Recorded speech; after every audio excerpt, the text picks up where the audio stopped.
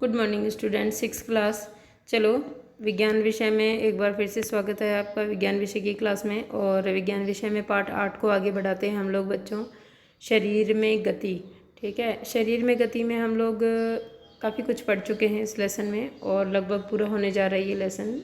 इस लेसन में हम लोग यही देख रहे हैं अभी कि जिन जानवरों के अंदर या जिन जंतुओं या सजीवों में अस्थियाँ नहीं पाई जाती है वो किस तरह से गति करते हैं। इसमें हमने देखा मछलियाँ किस प्रकार से गति करती हैं, स्नेल यानी घोंघा किस प्रकार गति करता है, एक केंचुआ कैसे आगे बढ़ता है और किस तरह से मिट्टी को खाते हुए आगे बढ़ता है, उपजाऊ बनाता है और कृषक मित्र कहलाता है, यानी किसान का मित्र कहलाता है।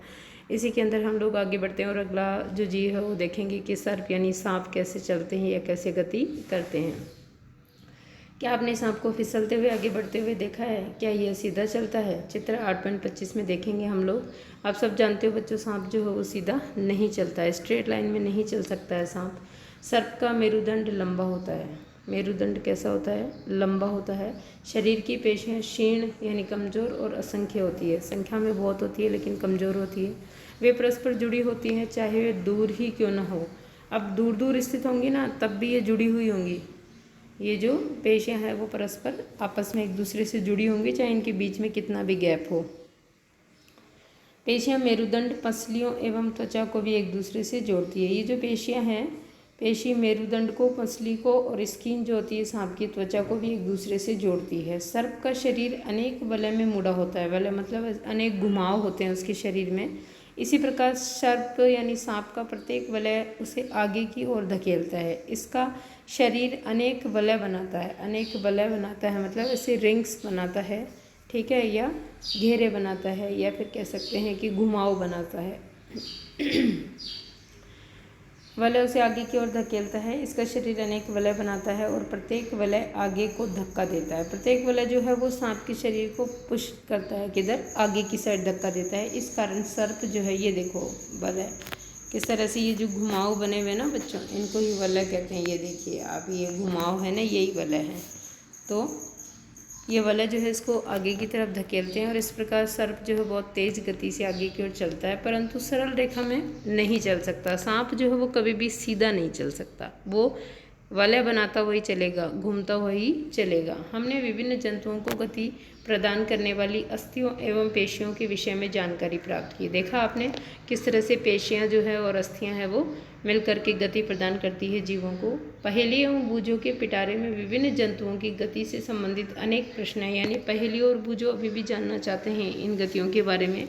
अनेक प्रश्न हैं उनके मन में। इसी प्रकार आपके मस्तिष्क में भी अनेक प्रश्न उभर रहे होंगे। प्रसिद्ध ग्रीक दार्शनिक अरस्तु ने, प्रसिद्ध ग्रीक दार्शनिक, ग्रीक देश का जो दार्शनिक है, विचारक है, वो अरस्तु ने अपनी पुस्तक गेट ऑफ एनिमल्स यानी जंतुओं में गति, गेट ऑफ एनिमल्स में स्वयं अपने आप से ऐसे अनेक प्रश्न पूछे थे। विभिन्न जंतुओं के शरीर में विभिन्न भाग क्यों होते हैं? कैसे प्रश्न पूछे कि अलग अलग जंतुओं के शरीर में ये अलग अलग भाग क्यों होते हैं? यह विशेष अंग उन जंतुओं की विशेष गति में किस प्रकार सहायता करते हैं? विभिन्न जंतुओं के शारीरिक अंगों में क्या समानताएं हैं एवं विभिन्नताएं क्या हैं? यानी जंतुओं के शरीर के जो अंग हैं वो क्या वो समान हैं, क्या वो अलग अलग हैं, और अलग अलग हैं तो क्यों अलग अलग पाए जाते हैं, और ये अलग अलग जो हैं अंग वो किस तरह से जंतुओं को चलने में सहायता करते हैं? ये सारे प्रश्न जो है वो अरस्तु के मन में भी थे और अपनी किताब में उन्होंने स्वयं से भी पूछे हैं। विभिन्न जंतुओं को चलने के लिए कितने अंगों की आवश्यकता होती है? मनुष्य के 2 पैर तथा गाय और भैंस के 4 पैर क्यों होते हैं? बहुत से जंतु समपादी होते हैं, क्यों? हमारे पैरों के मुड़ने का ढंग हमारे हाथों की तुलना में अलग क्यों है? इतने अधिक प्रश्न संभवतः अपने क्रियाकलापों द्वारा हमने कुछ प्रश्नों के उत्तर प्राप्त करने का प्रयास किया है। हमें कुछ और प्रश्नों के उत्तर खोजने हैं। और चलिए यहाँ देखते हैं बेहतर जीवन के लिए योग, ठीक है। योग आपको पता है बच्चों कि 21 जून को जो है वो अंतर्राष्ट्रीय योग दिवस के रूप में मना रहे हैं हम लोग। योग प्राचीन भारतीय परंपरा का, योग क्या है? प्राचीन भारतीय परंपरा का एक अमूल्य उपहार है।